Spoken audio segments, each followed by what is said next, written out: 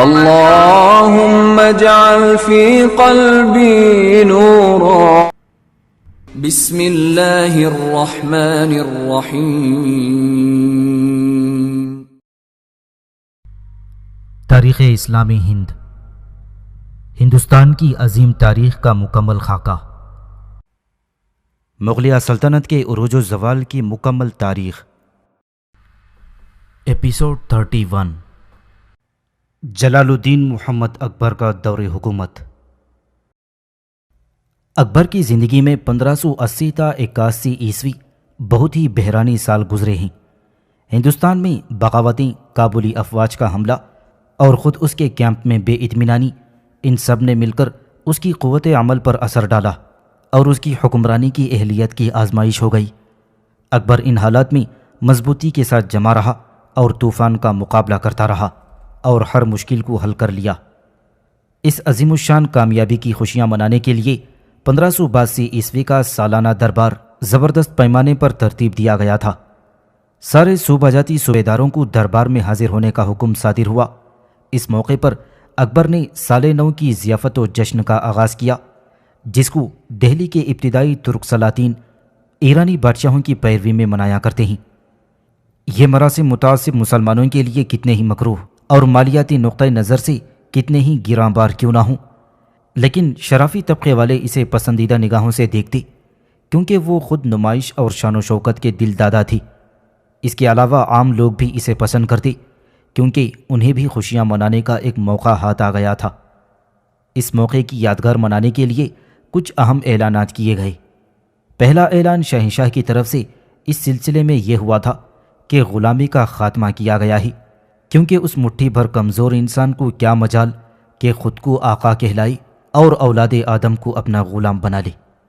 یہ بھی اعلان کیا گیا کہ اسیران جنگ کو غلام نہ بنایا جائے.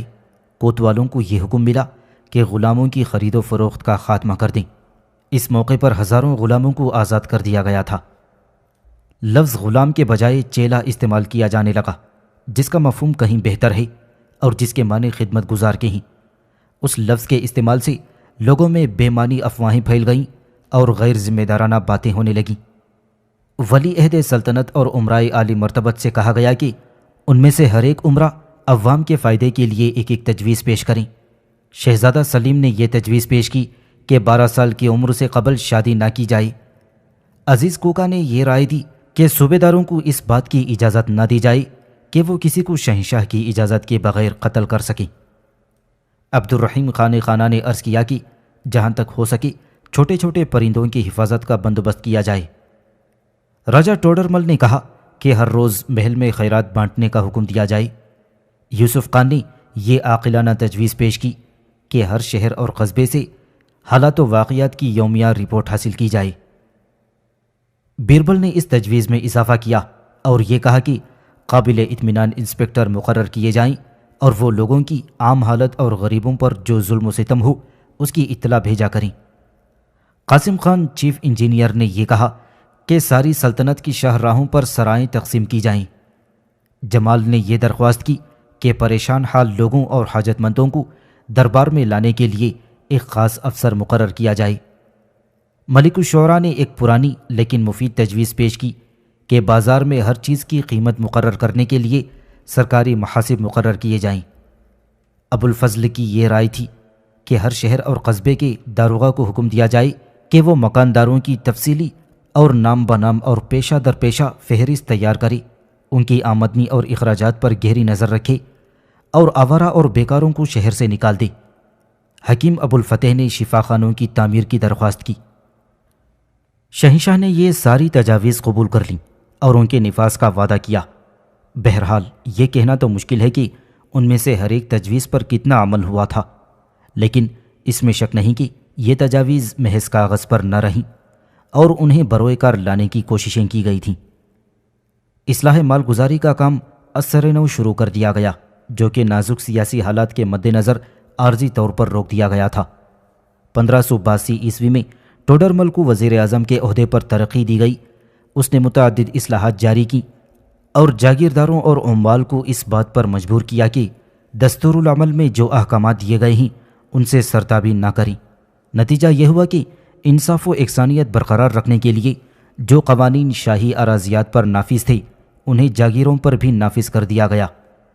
عمال کو یہ حکم دیا گیا کہ وہ بہت احتیاط کے ساتھ صحیح طور پر پیمائش کر کے پیداوار کا خاکہ تیار کریں، کاشتکاروں اور حکومت دونوں کے حقوق کی پوری ایمانداری سے حفاظت کریں اور لوگوں کی حالت کو اپنی آنکھوں سے دیکھنے کے لیے اپنے اپنے حلقوں کا دورہ کریں۔ 2 محرروں کے بجائے نسبتاً ایک زیادہ ذمہ دار اور لائق افسر اس کام پر مامور کیا گیا تھا۔ ساری قابل زراعت زمین کی پیمائش کی گئی اور تدریجی ٹیکس اس لیے مقرر کیا گیا تھا کہ لوگ اپنی خراب درجے کی زمین کو کاشت کر کے بہتر بنائیں اور پولج کے معیار تک پہنچائیں۔ زمین کی پیمائش کے لیے جو ملازمین مقرر کیے گئے ان کی تنخواہوں کا اسکیل مقرر کیا گیا تھا۔ اصلاح شدہ سکے کے رواج کو ترقی دینے کے لیے متروک سکوں کی قیمت بلحاظ وزن مقرر کر دی گئی تھی۔ عمال کو یہ حکم دیا گیا کہ وہ اس بات کے لیے کہ رعیت سرکاری مطالبات کو کب تک خزانے میں ادا کر دی قطعی تاریخوں کا تعین کر دی۔ خزانچی کو بھی ہدایت دی گئی کہ وہ ہر اس رقم کی جو اسے ادا کی جائے اس کی رسید دیا کرے۔ اسے یہ بھی حکم ملا کہ ہر ہفتے صدر دفتر کو اپنے حساب روانہ کرے اور ہر مہینے روزانہ کی جمع کا کھاتہ روانہ کر دیا کرے۔ اصلاحات مالگزاری میں سب سے زیادہ اہم یہ بات تھی کہ ایرانی خورشیدی کی بنیاد پر ایک نئے سال کا آغاز کیا گیا۔ سرکاری حساب کتاب کے لیے یہ فرض کیا گیا کہ نیا سن 11 مارچ 1556 عیسوی سے شروع ہوا، حالانکہ حقیقت میں یہ سن 1554 عیسوی میں شروع ہوا تھا۔ متعدد جنتریوں کی موجودگی میں، جس میں سن ہجری بھی شامل تھا، مرکزی حکومت کو خاص طور سے کافی مشکلات کا سامنا کرنا پڑا۔ قمری سال شمسی سال کی نسبت 10-11 دن چھوٹے ہوتے ہیں، لہذا فصلوں کے کاٹنے کا وقت صحیح طور پر میل نہ کھاتا تھا، اور اس کے علاوہ 29 شمسی سالوں کی مدت میں 30 قمری سال ہوتے ہیں۔ اگر مالگزاری سن ہجری کے مطابق وصول کی جاتی تو 29 سال کی مدت میں کاشتکار کو 30 سال کی مالگزاری دینا پڑتی، حالانکہ اسے محض 29 سالوں کی پیداوار حاصل ہوتی ہے۔ اس کے علاوہ پیداوار کا تعلق سورج سے ہے نہ کہ چاند سے۔ خانِ خان کے الفاظ میں ریاضی دان، منجمین اور تاریخ دان اس بات کو جانتے ہیں کہ ہندوستان میں چاروں موسم، ربیع و خریف کی فصلیں، ان فصلوں کا لچنا، ہر موسم کے پھل، جاگیرداروں کا عطیہ اور تنخواہ، اور منصبداروں کی رقوم کی ادائیگی سبھی شمسی حساب سے ہوتی ہیں نہ کہ قمری حساب سے۔ ایشیا اور یورپ میں متعدد جنتریاں تھیں جو سبھی شمسی حساب سے تیار کی گئی تھیں، لیکن جب بغور مطالعہ کیا گیا تو پتہ چلا کہ ان سب سے ہر نقطۂ نظر سے مطمئن تر گرگانی جنتری تھی جو الغ بیگ کے نام سے موسوم ہوئی، جس میں مہینوں اور دنوں کے نام بغیر کسی تبدیلی کے فارسی میں تھے۔ اکبر نے اس جنتری کو تمام سرکاری معاملات کے لیے منظور کر لیا اور اپنے مخصوص طرز فکر کی بنا پر اسے سن الہی کا نام دے دیا تھا۔ یہ اصلاح یقیناً کسانوں، تاجروں اور سرکاری ملازمین کو پسند آئی ہوگی اور حکومت کے لیے بھی کام میں بہت سہولت پیدا ہو گئی تھی۔ ناواقف لوگوں نے یہ کہنا شروع کر دیا کہ اس سن کا انتخاب اس بات کی دلیل ہے کہ شہنشاہ پر ایرانی اثر حاوی ہو گیا ہے، یا یہ کہ وہ سن ہجری کو جو اسلامی اہمیت کا حامل تھا ختم کرنا چاہتا ہے۔ لیکن دراصل سن ہجری سماجی اور مذہبی طور پر نہ تو مٹایا جا سکتا ہے اور نہ ہی ختم کیا جا سکتا ہے۔ اس سن کو سن الہی کے ساتھ ساتھ سرکاری کاغذات تک میں درج کیا جاتا۔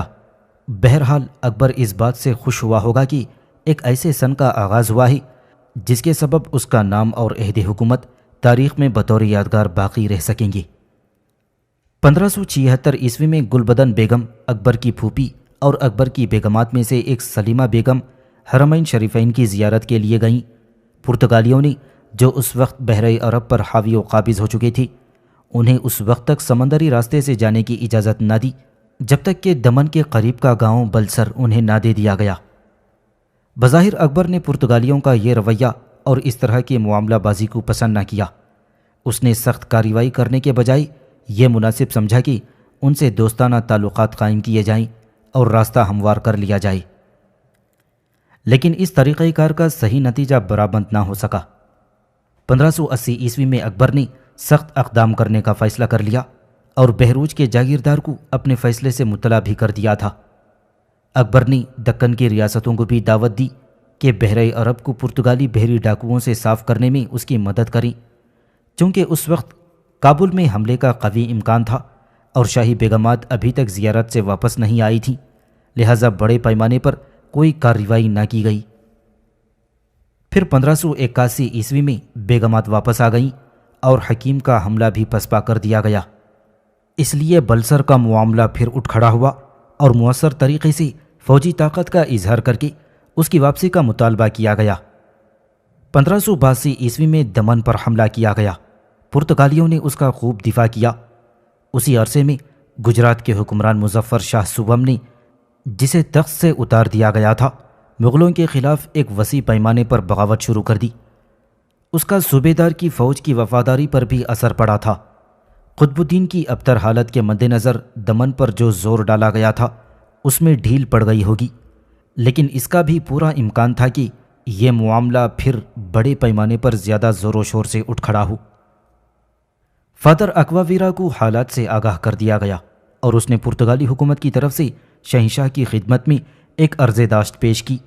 چنانچہ شہنشاہ نے قطب الدین کو حکم دیا کہ فی الحال پرتگالیوں کو ان کے حال پر چھوڑ دے اور اپنی طاقت گجرات کی بغاوت دبانے پر صرف کرے، جہاں یہ تحریک زور پکڑتی معلوم ہو رہی تھی۔ باوجود یہ کہ فی الحال جنگ رک گئی تھی، پھر بھی پرتگالیوں کا مسئلہ حل نہ ہو پایا۔ عیسائی پادری اکبر کے دربار میں یہ امیدیں لے کر آئی تھی کہ وہ اسے عیسائی بنا لیں گے۔ انہوں نے بڑی پر امید اطلاعات گوا بھیجی اور اکبر کی نام نہاد بدعتوں میں انہیں اپنی کامیابی کا عکس دکھائی دینے لگا۔ اکبر ان غیر ملکی پادریوں اور ان کے احساسات کا احترام کرتا، حضرت عیسیٰ مسیح اور حضرت مریم کی تصاویر کو بڑے احترام و تحسین کی نگاہ سے دیکھتا۔ اسلام اور بانی اسلام پر ان پادریوں کے سخت اور وحشیانہ حملوں کو بڑے صبر و سکون کے ساتھ سنتا۔ اس نے مانسرات کو اس لیے ملازم رکھا کہ شہزادہ مراد کو پرتگالی اور عیسائی اخلاق و آداب سکھائے۔ ان سب باتوں نے مل کر لوگوں میں یہ افواہ پھیلا دی کہ شہنشاہ عیسائیت کی طرف راغب ہو گیا ہے۔ ان وجوہ کی بنا پر اور اس درجے سے بھی کہ شہنشاہ عیسائی اخلاقی اصولوں کی تعریف کرتا ہے اور ان کی تبلیغ کو رواداری کے ساتھ برداشت کرتا ہے، عیسائی پادریوں کے دل میں یہ امید پیدا کر دی تھی کہ وہ دن دور نہیں جب کہ اکبر عیسائی ہو جائے گا۔ لیکن یہ سب توقعات بے بنیاد تھیں اور اس بات کو ظاہر کرتی تھیں کہ پادری اکبر کے افکار و خیالات اور کام کرنے کے ڈھنگ کو سمجھنے سے کس قدر ناکام تھے۔ 1580 عیسوی کے اواخر یا 1581 عیسوی کے آغاز میں ان پادریوں کو اس بات کا احساس ہونے لگا کہ شہنشاہ ان کے گھسے پیٹے وعظوں اور ان کی تبدیلی مذہب کی کوششوں سے بیزار ہو چکا تھا۔ اب وہ پہلے کی طرح ان کی باتوں پر توجہ نہ دیتا۔ بغاوت، شورش اور حکیم مرزا کے حملے نے مل کر اکبر کی توجہ اس طرف مبذول کر دی کہ اب اسے فوجی اور سیاسی معاملات کی طرف زیادہ غور کرنا چاہیے۔ 1581 عیسوی کے آغاز میں گوا کے کونسل کو اس بات کا پورا احساس ہو گیا کہ نہ تو پادریوں کے باتوں پر حرف بحرف یقین کرنا چاہیے اور نہ اکبر کے عیسائی ہو جانے کی امید باندھنا چاہیے۔ پادریوں کو واپسی کا حکم صادر کر دیا گیا، لیکن وہ واپس نہ ہوئے کیونکہ اکبر انہیں تھوڑے عرصے اور رکھنا چاہتا تھا، اور کچھ اس سبب کے ساتھ کہ سادہ دل فادر اکواویرا ہنوز کامیابی کی امید لگائی بیٹھا تھا، اور پھر یہ بھی توقع تھی کہ مغربی پنجاب اور مشرقی افغانستان کی نیم وحشی قبائل میں دین مسیح کی تبلیغ کے لیے تازہ میدان ہاتھ آئے گا۔ مانسرات اکبر کے ساتھ مغرب کی طرف روانہ ہوا، لیکن فادر اکواویرا سیکری میں ہی رہا۔ وہ دن رات عبادت کرتا اور اکبر کی تبدیلی مذہب کے لیے سخت ریاضتوں کی مشقت برداشت کر کے دعا کرتا رہتا۔ بہرحال جب اکبر کابل سے واپس لوٹا تو اکواویرا کو یہ جان کر بہت مایوسی ہوئی کہ شہنشاہ اصلاح کی حدود سے تجاوز کر چکا ہے اور اس کا دماغ برعکس سمت میں کام کر رہا ہے۔ 23 ستمبر 1582 عیسوی کو اکواویرا نے گوا کے گورنر کو ایک خط میں تحریر کیا: میں اسے یعنی اکبر کو سمجھنے سے قاصر ہوں۔ وہ اب پہلے کی طرح دین مسیح کے متعلق سوالات نہیں کرتا۔ میں دیکھتا ہوں کہ اس کے دربار میں اب اللہ کی پوری طرح اطاعت کی جاتی ہے۔ گورنر نے اس سے فوراً واپس آنے کی درخواست کی۔ اکواویرا نے شہنشاہ سے واپسی کی اجازت چاہی اور اکبر نے نہایت مہربانی کے اظہار کے ساتھ اجازت دے دی۔ اکبر عیسائی مذہب اور آئین کے بارے میں علماء سے براہ راست معلومات حاصل کرنے کے مقصد میں کامیاب ہو چکا تھا۔ اب اکبر کو امید تھی کہ مختلف مذاہب کے علماء کے درمیان بحث و مباحثے سے وہ ایک دوسرے کے مذہب کے اصولوں سے بہتر طور پر واقف ہو سکیں گے، اور اس طرح مختلف مذاہب کے پیرووں کے درمیان افہام و تفہیم کا راستہ کھل جائے گا۔ لیکن اسے اس بات سے بڑی مایوسی ہوئی کہ اس کی کوششیں بار آور نہ ہو سکیں، بلکہ اس کا الٹا اثر ہوا۔ آپس میں نفاق و رنجش پیدا ہو گئی، اور بدامنی اور تعصب اور شرپسندی کو خوب بڑھاوا ملا تھا۔ اکبر کی مذہبی پارلیمنٹ کی تجویز کوئی غیر منطقی بات نہ تھی، لیکن اس کے نتائج اسی وقت حاصل ہو سکتے تھے جب مختلف مذاہب اور عقائد کے مبلغ اور علماء اپنے دلوں میں ایک دوسرے کے نظریات کو سمجھنے اور انہیں سراہنے کا جذبہ لے کر آتے، اور بلا کسی تعصب یا طرفداری کے ایک دوسرے کی بات سنتے۔ اس قسم کی کوششوں کی کامیابی کے لیے رواداری، وسیع القلبی، تحمل، احترام اور انصاف پسندی ضروری ہے، لیکن یہاں سرے سے ہی اس کا فقدان تھا۔ افسوس تو یہ ہے کہ عبادت خانے میں جمع ہونے والے علماء تبادلہ خیال کے لیے نہ جمع ہوتے، بلکہ جھگڑتے، بحث و مباحثے کرنے کے لیے آتے، اور اس خیال کو پیش نظر رکھتے کہ وہ اگر عوام پر نہیں تو کم از کم شہنشاہ پر اپنا اثر ڈال سکیں گے۔ ان میں سے ہر ایک دوسرے فریق پر برتری حاصل کرنا چاہتا، اور اس لیے وہ ایک دوسرے کا منہ چڑھاتے، مذاق اڑاتے اور ہر طرح نیچا دکھانے کی کوشش کرتے تاکہ ان کے سر پر کامیابی کا صحرا بندھا رہے۔ بلا شبہ اکبر اور چند دیگر حضرات کا طرز فکر صحیح تھا، لیکن وہ اپنی روح اور جذبات کو ان جھگڑالو علماء کے دلوں میں نہ ڈال سکتے تھے۔ اکبر تو یہ چاہتا تھا کہ یہ حضرات مختلف مذاہب میں ایسی باتوں کو تلاش کریں جو آپس میں اختلاط بڑھا سکتی ہیں، اور یہ جستجو کریں کہ مشترک اور بنیادی اصولوں کو پیش کیا جائے جن کی پیروی سب کر سکیں۔ اس کی خواہش تو یہ تھی کہ یہ علماء اتحاد کے علمبردار بنیں، نفاق و اختلافات کو کم کریں، لیکن افسوس تو یہ ہے کہ وہ لوگ اختلاف نظر کو ہوا دینے، اختلافی عقائد کو اچھالنے اور دوسروں کے عقائد پر نکتہ چینی کرنے پر تلے ہوئے تھے۔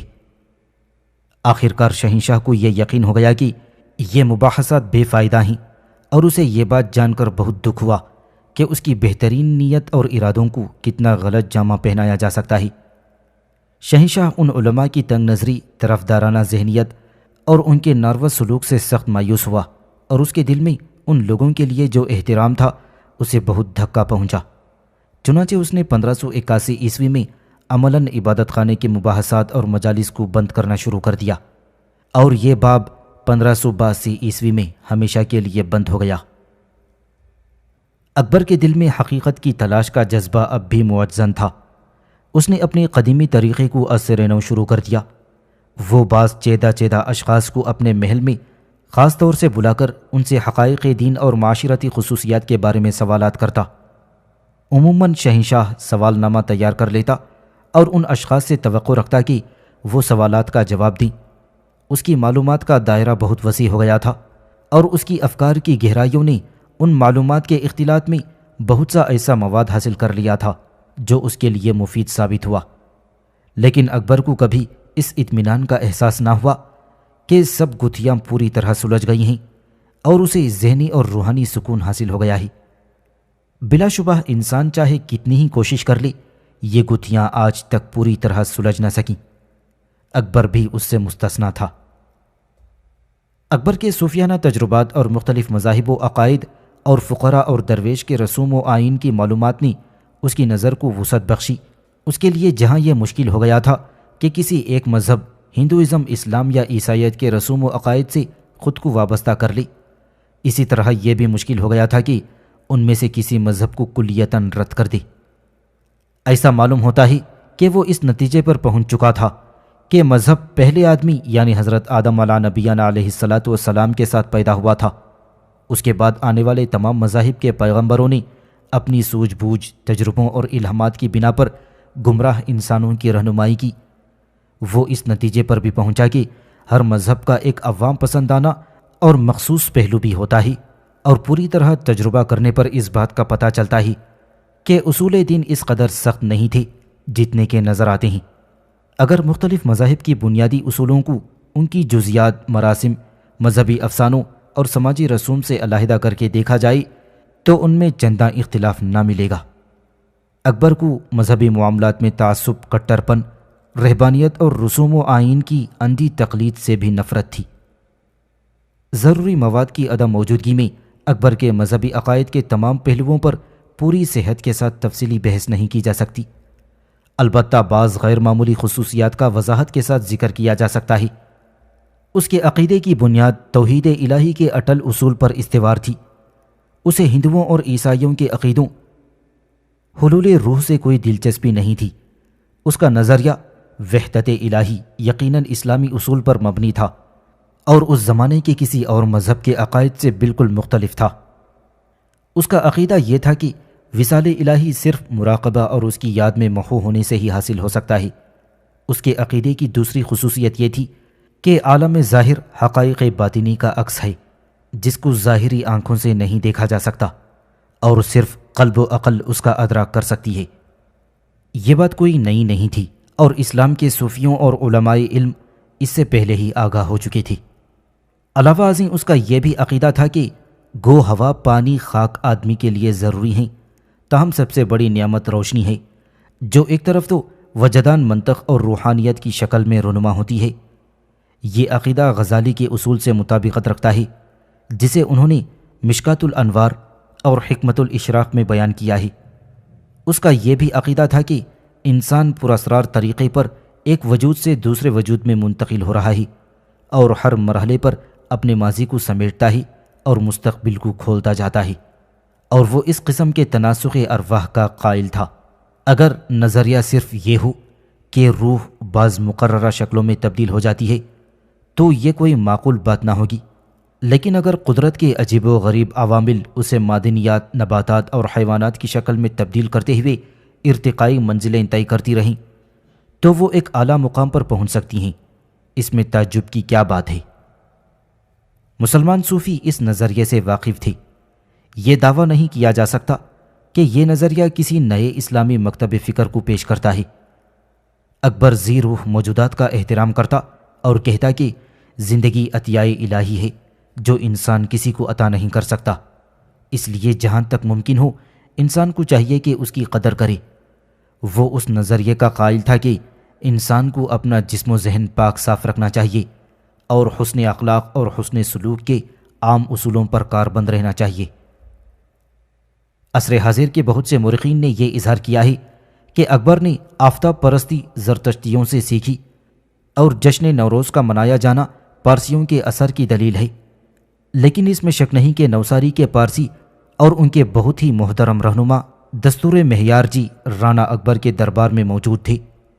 ان کے علاوہ اکبر کا ایک اور عالم و فاضل پارسی سے میل جول تھا، جن کو فارسی لغت کی تالیف میں مدد دینے کے لیے ایران سے بلوایا گیا تھا، اور یہ لغت بعد میں جہانگیری کے نام سے موسوم ہوئی تھی۔ اس میں کوئی تعجب کی بات نہیں ہے کہ ان لوگوں نے اکبر کو اپنے عقائد و اصول دین سے آشنا کروایا ہو، لیکن اس دعوے کو ثابت کرنے کے لیے ٹھوس ثبوت درکار ہے کہ اکبر نے ان لوگوں سے آفتاب پرستی سیکھی۔ نوروز کے موضوع پر پہلے ہی لکھا جا چکا ہے۔ ایران اور اسی طرح کے دہلی کے ابتدائی ترک سلاطین کی تاریخ میں ہمیں اس بات کا ذکر ملتا ہے کہ بڑے بڑے بادشاہ کس طرح سال نو کا جشن منایا کرتے تھے۔ یہ مثالیں کافی تھیں کہ اکبر کو جشن نوروز منانے کے لیے ابھارا جائے۔ پارسیوں کے عقیدے کے مطابق روشنی یا آفتاب کی پرستش اکبر جیسے موحد کو مشکل ہی سے پسند آ سکتی تھی، کیونکہ پارسیوں کا عقیدہ بنیادی طور پر ثانویت پر مبنی ہے۔ اکبر اور اس کے سرکاری مورخ نے متعدد بار آتش پرستی کے الزام کی تردید کی ہے، اور اس کے علاوہ آتش پرستی اور آفتاب پرستی صرف پارسیوں میں ہی رائج نہیں تھی بلکہ ہندوؤں میں بھی اس کا بہت رواج تھا۔ اگر اکبر اس عقیدے میں کسی کی پیروی کر سکتا تھا تو اس کے زیادہ امکانات تھے کہ مٹھی بھر پارسیوں کے بجائے جو مغربی ہندوستان کے دور دراز گوشے میں آباد تھے اور جن کے بعض علماء دربار میں صرف چند مرتبہ آئے تھے، وہ ہندوستان کے کروڑوں ہندوؤں سے زیادہ متاثر ہوا ہو۔ بدایونی نے بھی آفتاب پرستی کی ابتدا کو زرتشتیوں کے بجائے ہندوؤں اور خاص طور پر بیربل کے اثر کا نتیجہ بیان کیا ہے، حالانکہ آتش پرستی کے متعلق اس کا یہ خیال ہے کہ اس سلسلے میں نوساری کے زرتشتیوں اور حرم کی ہندو بیگمات کا زیادہ دخل تھا۔ دراصل اکبر کا نظریہ کچھ اس طرح کا تھا کہ انسان کو اللہ کی ذات کے تصور کے لیے کسی خارجی علامت کی ضرورت تھی، خدا کے نور کی سب سے بڑی علامت جس کو ہر شخص دیکھ سکتا ہے وہ آفتاب ہے، جو کہ روشنی اور زندگی کا منبع ہے۔ اس نے کبھی حد سے بڑھ کر سورج کو خدا کا شریک نہیں بنایا۔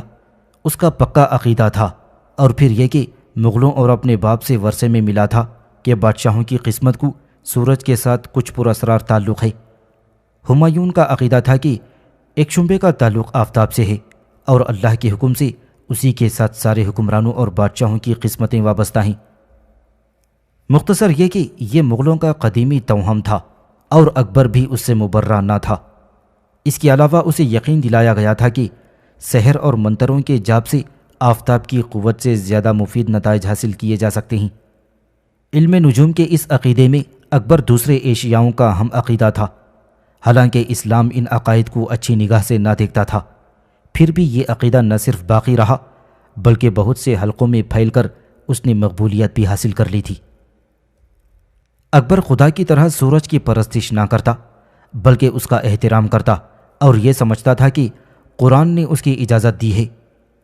اکبر کا قول یہ تھا کہ لوگ اپنی ناسمجھی کے سبب سرچشمہ نور کا احترام نہیں کرتے، اور جو اس سے دعائیں مانگتے ہیں اسے ملامت کرتے ہیں۔ اگر ان کی سمجھ کا قصور نہ ہوتا تو وہ یہ نہ بھولتے کہ قرآن کی ایک سورت کی ابتدا سورج یعنی سورہ شمس کی طرف سے ہے۔ آفتاب پرستی کی طرح اس کا جانوروں سے مہربانی کا سلوک اور گوشت خوری سے پرہیز بھی جین مذہب کے اثر کا نتیجہ بتایا جاتا ہے۔ اکبر کے دربار میں جینی بھی موجود تھے، اور اکبر کو اس بات کا فخر حاصل تھا کہ اس نے ہیرا وجے سوری، وجے سین سوری اور بھانو چندرا اپادھیا جیسے زبردست علماء اور فضلاء اور درویشوں کے بیانات کو سنا تھا۔ 1582 عیسوی میں ہیرا وجے سوری اکبر کی درخواست پر گجرات سے، اور 1591 عیسوی میں جین چندر سوری کیمبے سے آیا تھا۔ اکبر نے ان کے ساتھ بہت فیاضانہ سلوک کیا، اور ان کے تارک الدنیا ہونے کی تعریف کی، اور ان کے دل و دماغ کو روشن کر دینے والے بیانات کو غور سے سنتا رہا، اور انہیں القاب و خطابات سے نوازتا۔ شاید ان سے جو رابطہ قائم ہوا تھا اسی کے سبب اکبر کے دل میں حیوانی زندگی کا احترام پیدا ہوا، اور اس عقیدے کو تقویت پہنچی۔ 1575 عیسوی میں ایک اضطراری حالت میں اکبر نے اپنے شوق شکار کو ترک کر دیا، اور اس کے دل میں ہر ذی روح کی زندگی کے لیے احترام کا جذبہ پیدا ہو گیا۔ ہندو فقراء اور مختلف مسلک کے صوفیوں نے اس مسئلے میں اور حساس بنا دیا تھا، اور اس کے دور میں کئی ایسے قابل احترام مسلم فقیر اور عالم بھی گزرے ہیں جنہوں نے گوشت خوری قطعاً ترک کر دی تھی۔ اکبر یہ ماننے لگا تھا کہ زندگی کا نچوڑ خون میں ہے، لہذا گوشت خوری ترک کرنا زندگی کے احترام کرنے سے مترادف ہے۔ مانسرات کا کہنا ہے کہ سنیاسیوں پر اکبر کی گوشت خوری ترک کرنے کی ذمہ داری عائد ہوتی ہے۔ مئی 1575 عیسوی میں اکبر نے واضح طور پر حیوانات کی زندگی کے احترام کا اظہار شروع کر دیا، اور حکم صادر فرمایا کہ شکار قطعاً بند کر دیا جائے۔